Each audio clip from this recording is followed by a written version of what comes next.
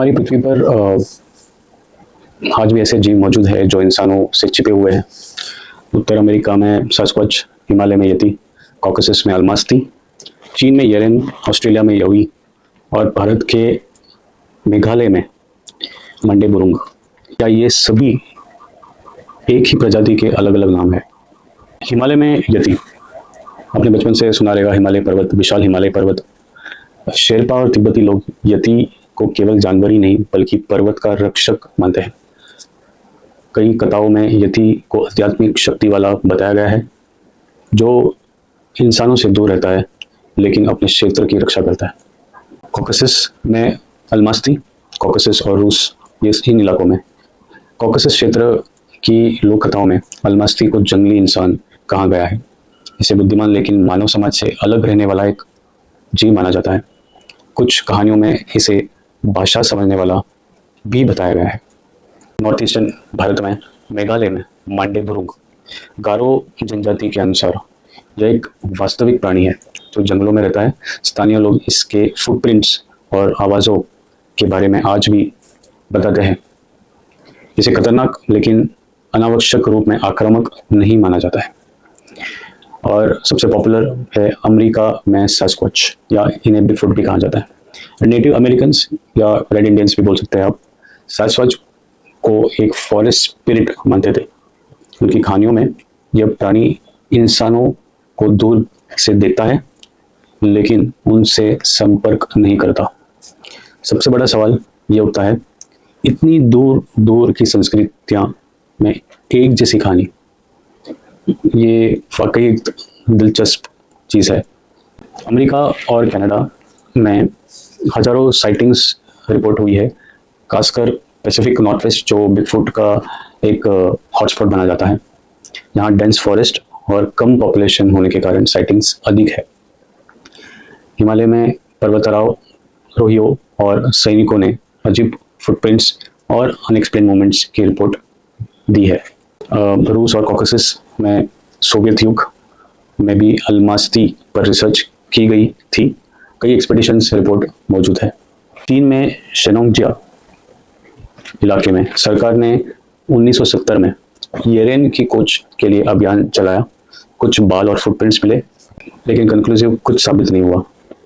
अभी इसमें इन सभी अकाउंट्स में एक कॉमन पैटर्न पाया जाता है।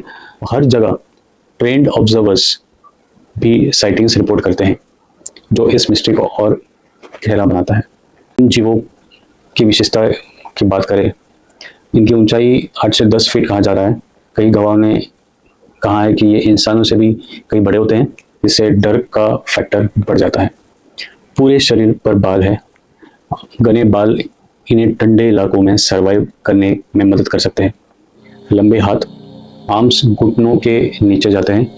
यह एप लाइक स्ट्रक्चर का संकेत हो सकता है। आपने गोरिल्ला, चिंपैंजी को, मंकीज को देखा ही रहेगा। इनकी जो एप लाइक क्वालिटीज़ है इन जीवों में पाए जाते हैं। इनके कॉनिकल फोरहेड है। कई स्केचों में सिर का जो शेप है अलग और उभरा हुआ दिखाया गया है। इनकी तेज गंध भी आती है। कुछ आई विटनेसेस ने रॉटिंग स्मेल जैसी गंध बताई, जो एनिमल मार्किंग बिहेवियर से जुड़ी हो सकती है। इन जीवों की एक हैबिटेट भी कॉमन है। अगर मैं आपको बताऊं, डेंस वेजिटेशन इन्हें छिपने में मदद करती है और फूड सोर्सेस उपलब्ध कराती है। पहाड़ में ये जला करके रहते हैं। कम पॉपुलेशन और कठिन टेरेन उन्हें सुरक्षित बनाता है। गुफाएं, लंबे लंबे केव सिस्टम शेल्टर्स और टेम्परेचर कंट्रोल के लिए आइडियल होते हैं, तो ये गुफाओं में रहते हैं ज़्यादा करके। और दिलचस्प बात यह है कि इंडिया में सबसे बड़ा केव सिस्टम मेघालय में पाया गया है। तो अगर ये एग्जिस्ट करते हैं तो ये एरिया सबसे लॉजिकल हाइडआउट्स हो सकते हैं। माइग्रेशन थ्योरी में आते हैं तो बेरिंग लैंड ब्रिज होता था पहले, जो आइस एज के दौरान सी लेवल्स कम था, और ये जो लैंड ब्रिज है ये एशिया और अमेरिका को जुड़े हुए थे। ये रशिया से अलास्का जुड़ा था। एनिमल्स और अर्ली ह्यूमंस ने इसी रूट से माइग्रेशन किया, और ये एक थियरी हम पॉसिबल करा सकते हैं कि अगर ये स्पीशीज, ये जीव एग्जिस्ट करती है तो ये भी माइग्रेट कर सकती है। बहुत प्रसिद्ध घटनाएं भी हुए हैं, और जिसमें ये जो जीव है कैमरे में कैद हुए हैं। पॉल फ्रीमैन एक जंगल के फॉरेस्ट ऑफिसर भी थे, एंड वो बहुत दिलचस्पी रखते थे इस बिगफुट या सैस्क्वाच के विषय में। उन्होंने वीडियो और फुटप्रिंट्स कलेक्ट किए। कुछ एक्सपर्ट्स ने इसको जेन्युइन बताया है, कुछ ने फेक बताया है, बट इन्होंने जो एक वीडियो कैप्चर किया है, it is one of the best video evidences जो सैस्क्वाच की है अभी तक।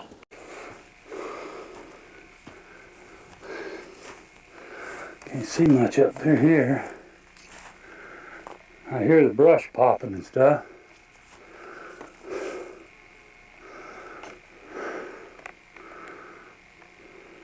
Oh, there he goes.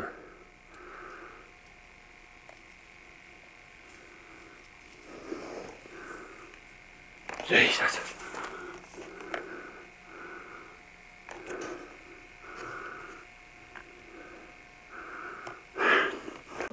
Roger Patterson and Bob Gimlin. ये Roger Patterson and Bob Gimlin ने इस जीव की एक फिल्म बनाई है। फिल्म में कैप्चर किया है इस जीव को। इस जीव के इस फिल्म में मसल मूवमेंट और नेचुरल वॉक दिखती है, और आज भी इसके ऑथेंटिसिटी के ऊपर डिबेट जारी है।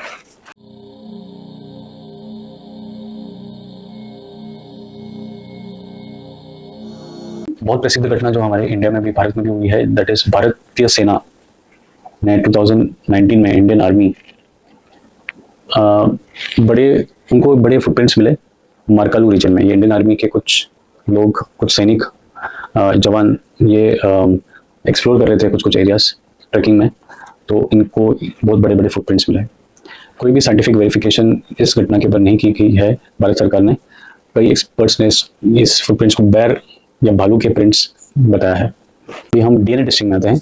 मेलबा किचम एक सैस्क्वाच जीनोम प्रोजेक्ट, इसको हेड करने वाले एक बहुत बड़ी साइंटिस्ट है।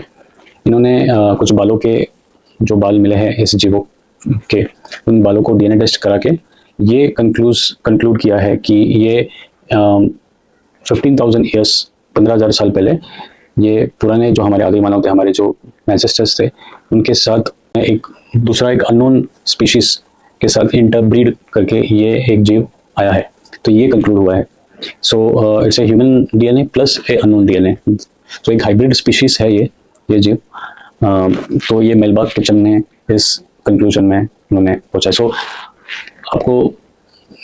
आप देख सकते हो कि एक डीएनए टेस्टिंग भी हुआ है इसके बालों में जो मिले हुए, एंड वी हैव वीडियो और ऑडियो एविडेंसेस जो ये प्रूव करती है कि ऐसे जीव मौजूद हैं हमारे साथ इस धरती में।